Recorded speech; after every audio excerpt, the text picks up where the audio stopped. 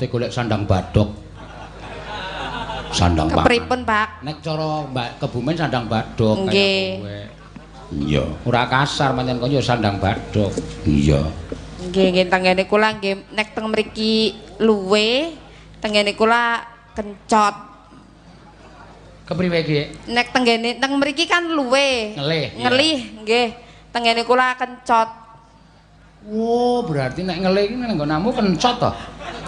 Kencot. Oh, iya. Nek udut ngomprong-ngomprong congor. Ngomprong-ngomprong congor iki udut-udutan. Iya, ya pancen bener. Mari gili. Gili ki dalan gedhe kan. Nggih. Mari gili.